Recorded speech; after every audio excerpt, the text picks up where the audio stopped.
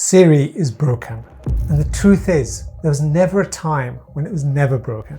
The only difference is before, we were all more forgiving. But today, in the age of AI, and with tools like ChatGPT, consumers rightfully expect more.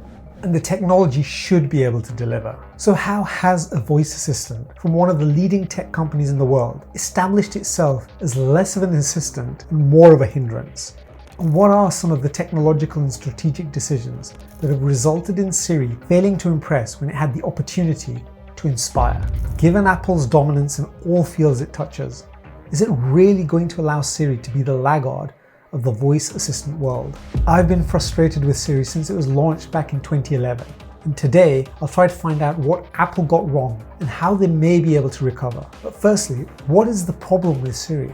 Right now, Siri has a reputation problem. Most people won't start it up because they've not gotten out of it what they wanted when they once thought to give it a try. As a result, many people, perhaps you included, have forgotten about Siri and will never go back to explore even to see if it may have improved.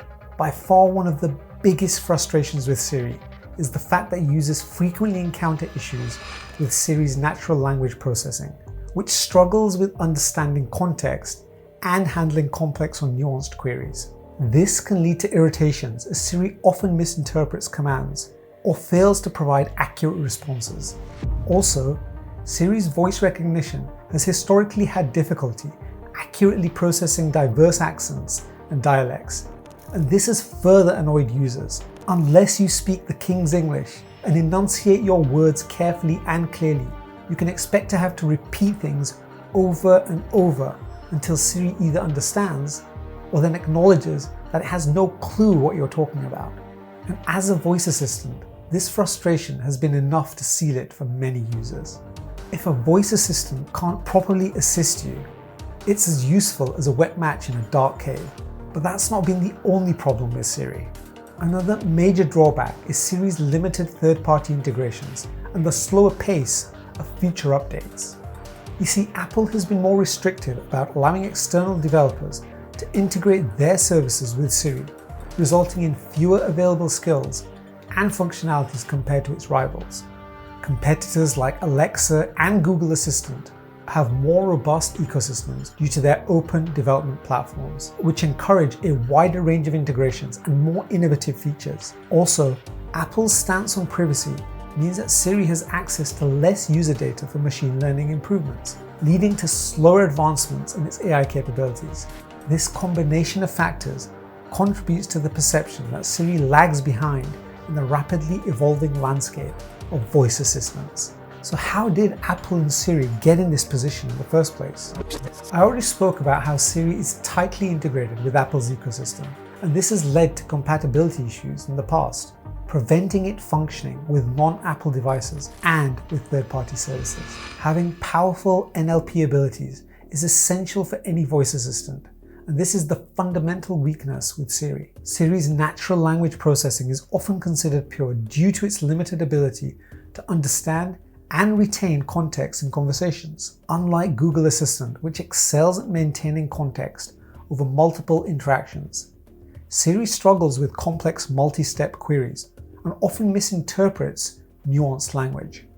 This results in a less intuitive user experience, as Siri frequently fails to provide accurate or relevant responses.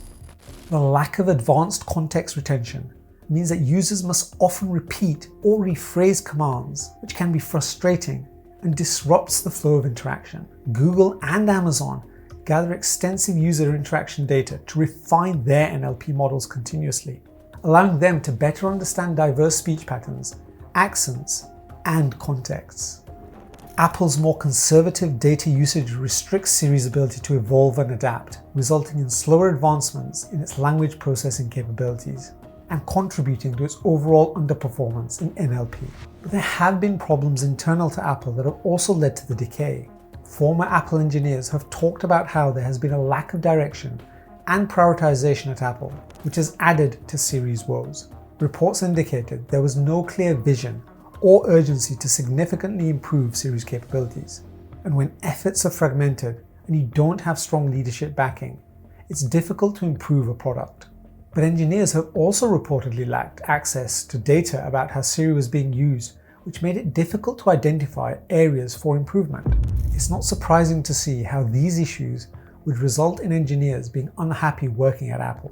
Many engineers themselves became frustrated with the lack of progress and left the Siri team, resulting in a loss of institutional knowledge and disrupted efforts. But given these issues, is Apple doing anything about it? You can imagine that Apple is not going to relinquish its early lead in voice assistants without a fight. Apple is undertaking a major revamp of its virtual assistant to catch up with the advanced chatbots like ChatGPT. The company has designated generative AI as a flagship project, as you'd expect, and they recognize that Siri's inability to maintain context and engage in conversational dialogue has left it outdated compared to its competitors. At its annual developers conference next month, Apple plans to unveil an upgraded Siri with enhanced conversational abilities powered by a new generative AI system. This will allow Siri to engage in back and forth dialogue rather than simply answering individual queries sequentially.